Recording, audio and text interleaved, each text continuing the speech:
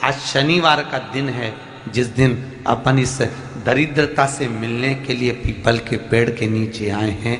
हिंदू धर्म में ये दिन पीपल के वृक्ष के लिए पूजनीय होगा।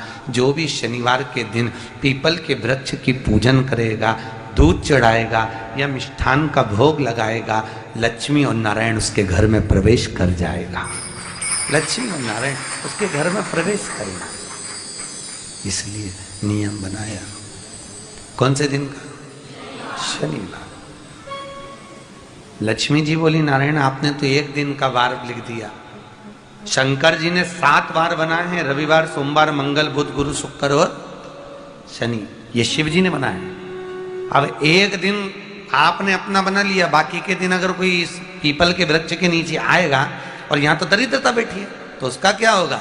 भगवान नारायण बोले, सुन दरिद्रता, तेरे से एक विनती है, अगर कोई भी मनुष्य इस पीपल के पेड़ के नीचे अगर 7 दिन में आता है और उसके हाथ में अगर कोई सामग्री होती है तो तू उसके घर में प्रवेश नहीं करेगी।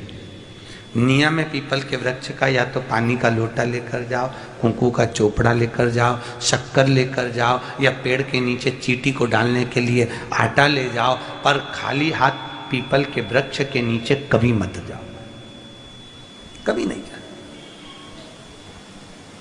खाली हाथ जाओगे तो दरिद्रता तुम्हारे घर में प्रवेश करेगी। दरिद्रता उठकर खड़ी होकर बोली, नारायण तुमने अपनी मनमानी करी है, एक दिन मुझे भी मेरा चाहिए। भगवान ने कहा, बोल कौन सा दिन चाहिए?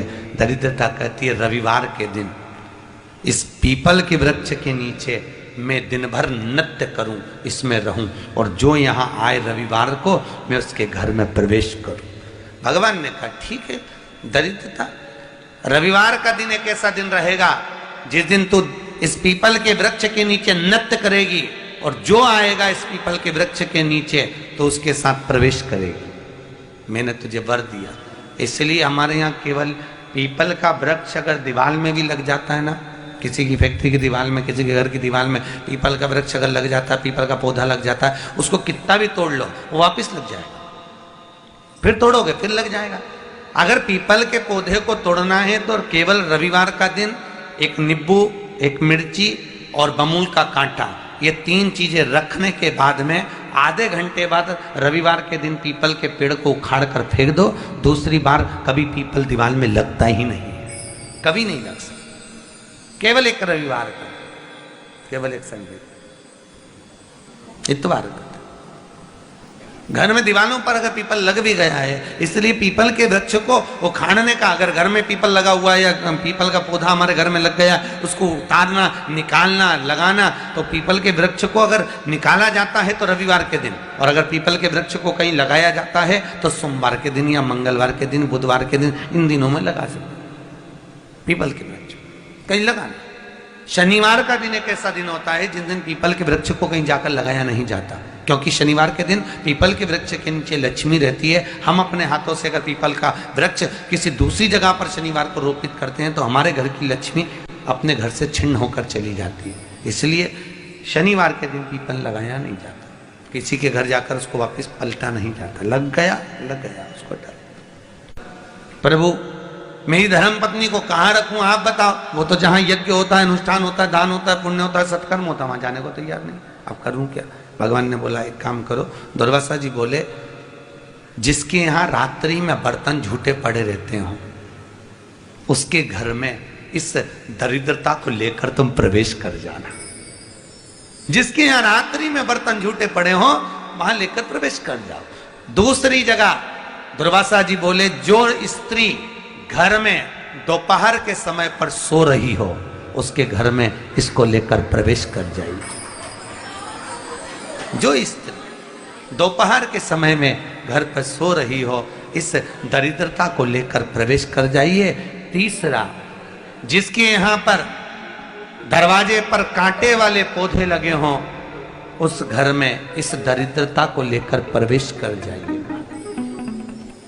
दरिद्रता, कितनी सुंदर बात कही है। दाता और विधाता, कौन कौन? दाता और विधाता। लक्ष्मी और दरिद्रता के सगे भाई हैं। कौन कौन? दाता और विधाता। दाता को फिटकरी प्रिय है, विधाता को नमक प्रिय है। ये दोनों हमेशा लक्ष्मी को और दरिद्रता को दोनों को समझाते थे, दोनों में प्रेम बढ़ाते थे।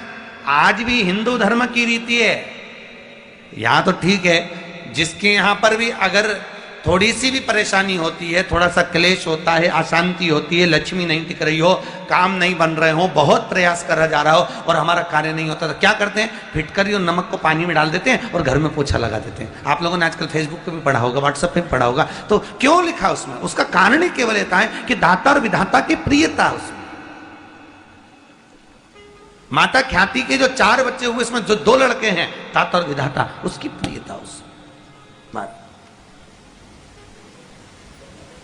उसकी पूर्णता उसमें।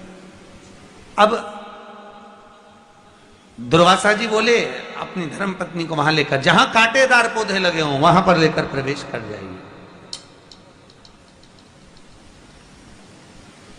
कांटेदार पौधों में उस दरिद्रता का निवास हो गया। शंकर पर विश्वास रखकर एक एक पल, एक एक घड़ी, एक एक समय, एक एक नक्षत्र का शिव महापुराण में वर्णन है।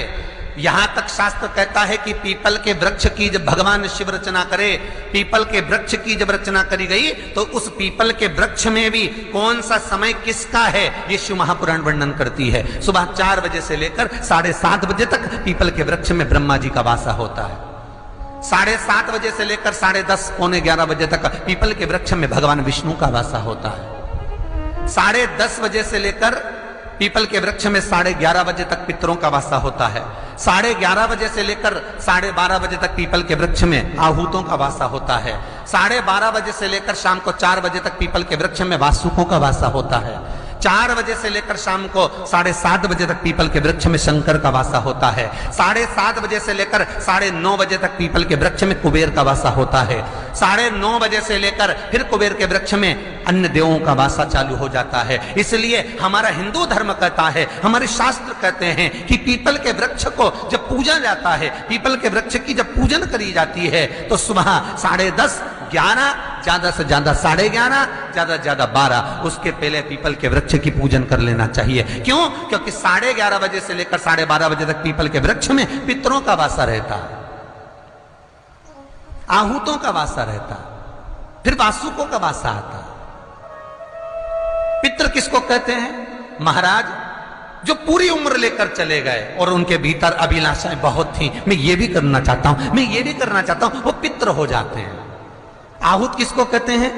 जिस माता के गर्भ में बच्चा जन्म ले और मर जाए, या 6 महीने का गर्भ धारण करने के बाद अवर्षण हो जाए, जीव पड़ने के बाद 6 महीने के बाद अगर बच्चा गर्भ में भी शांत हो जाता है, कुंवारी अवस्था में शांत हो जाता है, जिसका विवाह नहीं हुआ ऐसा बच्चा जब शांत हो जाता है, अधोगति में कोई मर जाता है, सुसाइड कर कर, एक्सीडेंट में, किसी भी रूप में मर जाता है, तो वो आहूत कहलाता है। और बहुत ध्यान देना साहब, शिव महापुराण की कथा कहती है पितरों को भाग मिलता है, इसलिए पितृ तृप्त रहते हैं। कितने भाग्यशाली! खूब भजन करो, खूब स्मरण करो। अमावस्या है, अमावस्या के दिन प्रदोष काल में, प्रदोष के समय पर, प्रदोष काल में शाम के समय पर जाकर किसी भी नदी, तालाब, बावड़ी, कुआं, कहीं ना कहीं जो आपके पास में हो, वहां पर एक घी का दिया, बत्ती का मुंह दक्षिण की ओर कर कर अवश्य जला कर जाना, सारे पितृदोष समाप्त हो जाएगा, सारा पितृदोष समाप्त। अमावस्या के दिन किसी भी जलाशय के पास में, नदी, तालाब, बावड़ी, कुआं, जो आपके शहर में, आपके गांव में, आपके नगर में हो, वहां जाकर लगा दे। अगर नदी, तालाब, बावड़ी, कुआं नहीं है तो पीपल का वृक्ष हो या बेलपत्री का वृक्ष हो या बट का वृक्ष हो, उसके नीचे लगा दो प्रदोष काल में। पर अमावस्या के दिन लगाएं जरूर। क्यों? क्योंकि अमावस्या के दिन पितृ शाम के समय प्रदोष काल में शंकर भगवान का नाम जाप कर कर नदी, तालाब, बावड़ी पर पानी पीने जाते हैं, वहां से जल का आचमन कर कर पितृ अपने लोक को चले जाते हैं प्रदोष काल के समय पर। इसलिए प्रदोष काल में जलाशय के पास में बावड़ी, कुआं, नदी, तालाब के किनारे पर दिया लगाया जाता है दक्षिण की ओर मुख कर कर बत्ती का। तो पितृ आशीर्वाद देते हुए जाते हैं कि फलो फूलो, आगे बढ़ो, उन्नति करो, तरक्की करो। ये पितरों का आशीर्वाद रहता है, पितरों का वर रहता है। आप देंगे उसको मिलेगा। पितृदोष है ये आपको कैसे मालूम पड़ेगा?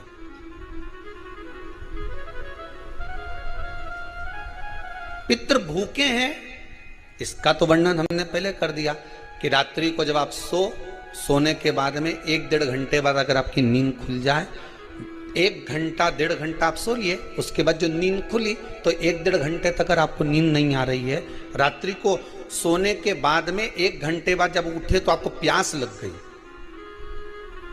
भूख लगने लगी, प्यास लगने लगी कि मेरे को पानी पीना पड़ेगा, घबराहट हो रही, पानी पीना पड़ेगा।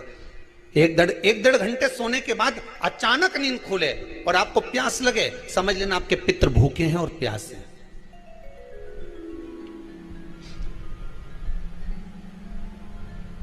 वो भूखे और प्यासे हैं, उनको जल की जरूरत है।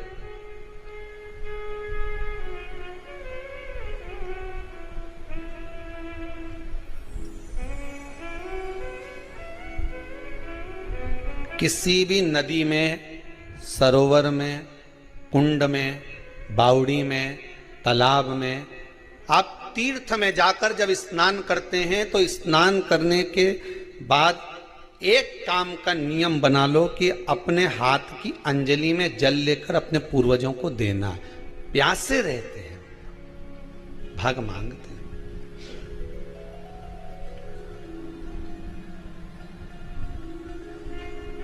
भाग प्राप्त करना। 3 वृक्ष पितरों के तुल्य हैं। पहला पीपल, दूसरा बट वृक्ष, तीसरा बेलपत्र का वृक्ष। ये पितरों के तुल्य हैं। अगर आपको रात्रि में नींद नहीं आ रही है, ऐसा लगता है कि रात्रि को 1 घंटा 1.5 घंटा सोने के बाद कुछ गलत गलत विचार आने लगते हैं, नींद सुबह 3 बजे तक, 4 बजे तक नहीं आती, 4 बजे के बाद फिर नींद आती है, तो एक प्रैक्टिकल जरूर कर कर देखना। एक प्रैक्टिकल करने में क्या जाता है? प्रयास करने में क्या कुछ जाता है क्या?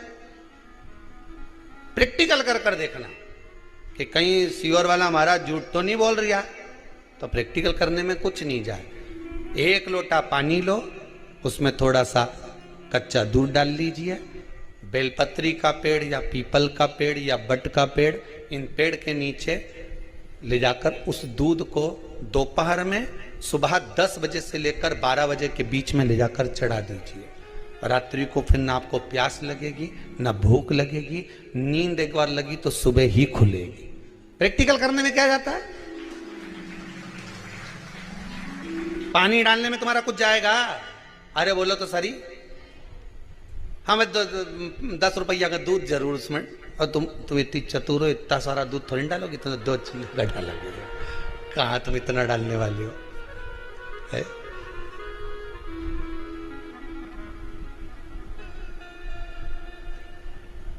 प्रैक्टिकल करने में क्या जाता है? कुछ भी नहीं बिगड़ेगा। ये तो बस जल डालोगे तुम्हारा ही कुछ अच्छा हो सकता है, बाबा की कृपा है।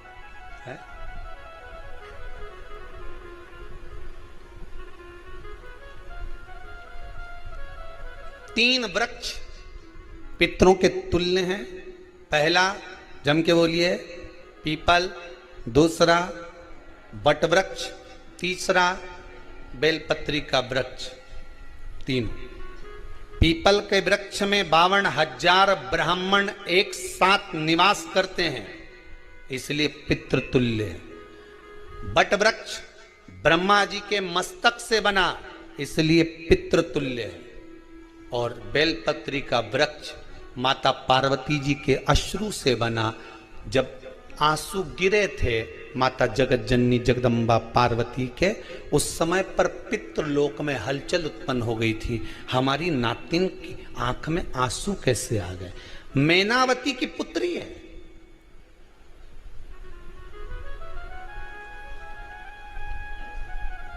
पितरों की नाती, इसकी अश्रु कैसे गिर गए।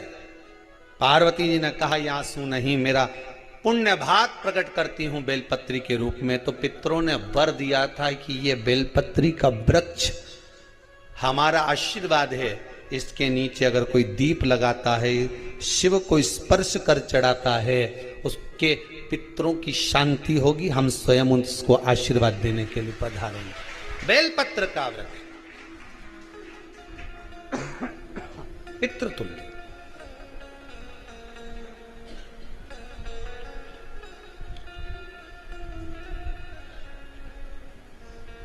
तो रात्रि को अगर भूख लग रही है, प्यास लग रही है, तो पितृदोष। दूसरा पितृदोष का लक्षण बताया, घर में कोई शुभ कार्य ना हो, वंश की वृद्धि ना हो, 1 रुपये कमाओ, 1.25 रुपये खर्च हो रहे हैं, पैसा 10 जगह से कमाई आ रही है पर घर में टिक नहीं पा रही है, आया गया, पितृदोष। जरा सी कटोरी पड़ी है उसके पीछे विवाद चालू हो जाए, पानी ढुल गया उसके पीछे विवाद हो जाए, या छोटी छोटी बात में घर में क्लेश मचा हुआ है, पितृदोष है। समझ लो हमारे पूर्वज हमसे खुश नहीं है, प्रसन्न नहीं। मौका लग जाए, सारी दुनिया के लोग तुमसे कह रहे हैं तेरे घर में पितृदोष है, 1 रुपये कमाते हो, 1.25 रुपये खर्च होता, मानसिक टेंशन बना रहता है। घर में एक व्यक्ति बीमार है, ठीक हुआ, दूसरा बीमार पड़ गया, दूसरा ठीक हुआ, तीसरा बीमार पड़ गया, तीसरा ठीक हुआ, चौथा बीमार पड़ गया, मतलब कहीं ना कहीं पितृ का भाव, पितृदोष का बन रहा है।